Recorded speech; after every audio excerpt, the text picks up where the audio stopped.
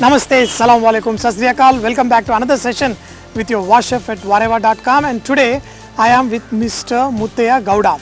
I am in this state of Karnataka, and you know the Gowda's rule here. His brother, who is also done his hotel management, Chef Kumar, and through him I have just come here, and I just love the beetle plants. There is something very unique and very traditional about the beetle plant and then the nuts that we get. So the beetle nut is usually when these things are ripe, they boil them, they dry them, and they get the nut out of it, for which we traditionally use for a lot of celebratory occasions. That means in the Hindu marriages or anything, the first thing that is exchanged is beetle nut. Not only in Indian, even if you go into many parts of South Asia, they do that. We are in the beetle nut farm, and a lot of country chicken roaming around. We managed to get hold of one country chicken, and this is already cleaned up. So we're going to cook this little bit in the Karnataka style and Telugu style, because this is in the border of Andhra and Karnataka. Everybody here speaks Telugu and Kannadam. So the food also resembles all these kind of both traditions, and the cooking is here they eat spicy unlike the traditional Karnataka food. So we're going to cook this country chicken, and for this first we're going to dry roast some of these masalas, because in a lot of the villages they don't like powdered masalas. They want everything to be done fresh. So that is what we're going to do it now. So here I've got the coriander seeds and pepper, and then the red chilies. Don't be surprised that we are using the stalks of these red chilies, because even when they make, there's another chicken shouting, "What are you cooking? Where is my beautiful young, my female chicken?" It is here. Even when you buy the red chili powder, if you ever been and see how they ground the powder, this is what they do. They take the stalks also along with it, and they make the powder. So we're going to dry roast all of this along with cumin seeds, the mustard seeds. We have a little bit of bitterness in this also, and also nice flavor of fennel seeds. Usually when we do in the hotels with a large quantity, we dry roast them individually, but at home you can add each one after another, and then make sure that they slowly roast, because the slower they roast, the nice awesome aromas what is there in these masalas come out and make your chicken even more tasty. You can also add a little bit of fenugreek seeds that gives a little bit of bitterness, and also the tamarind. Do not add too much, add a little bit, that will give a very nice gravy. In this chicken, more than the meat, what is relished is the juices. Add some ginger and garlic. Yes, this is a little bit rustic, so you see even the garlic skin is still on. Once these get slightly roasted, you can also add some cashew nut. This gives a nice gravy, the consistency what we want, but I am not going to add too much, one or two. Always I keep it for myself. We always add a little bit of coconut. I've got all the masalas in here. Traditionally they put this in a stone pestle.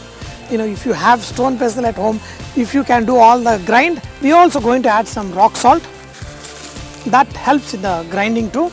And also we're going to add half the quantity of the onion in this. Slowly roast it, and after a few more minutes this is ready to go into the pestle. Add oil into the pan, just add the onions, and add a little bit of this rock salt. That will bring out the little bit of moisture from the onions, and it will fry well. These onions we're going to brown it, and then the other onions which have gone into it will get nice paste, and both the combination will make it really nice and tasty. Onions get to be brown, we're going to add some turmeric. The turmeric is the real flavor. When the chicken is cut, they apply a lot of turmeric and they burn it on the fire to bring the real flavor out of it. And in this we're going to add the curry leaf, we're going to add the chicken pieces.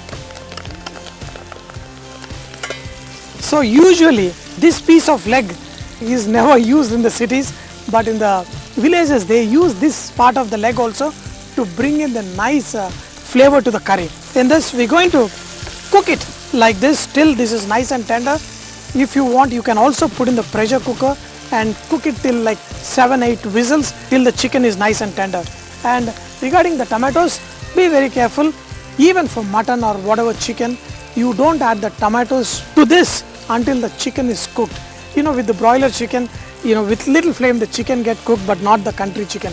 But this one, the free roam chickens have the greatest flavor. We are going to cook this for a long time. Usually it takes around 45 minutes. Make sure that the chicken is nice and tender. The chicken is cooked, almost 90% done. So what we're going to do is the ground masalas. Look at this, how coarsely this is done. You can still see the pieces of garlic and the whole masalas. Add as much as you require, and you can use the leftover masalas in any of the cooking. You can even make vegetable gravies along with this.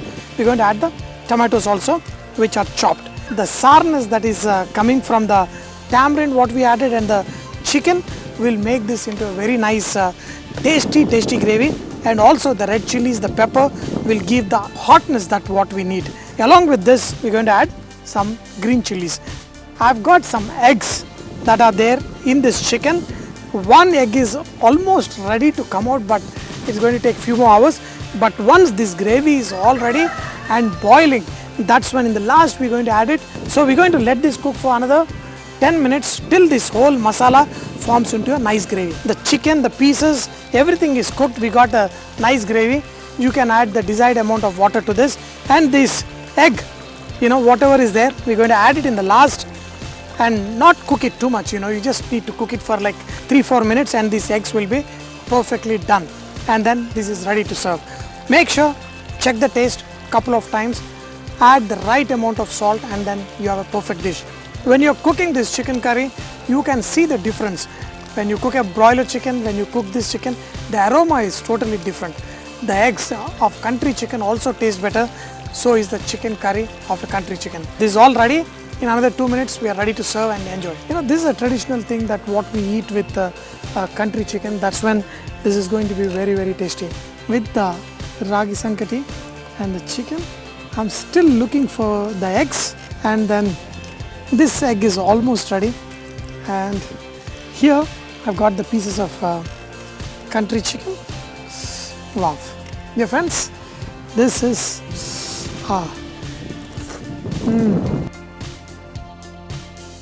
Often people eat it with just rice, but this ragi sankati is very special.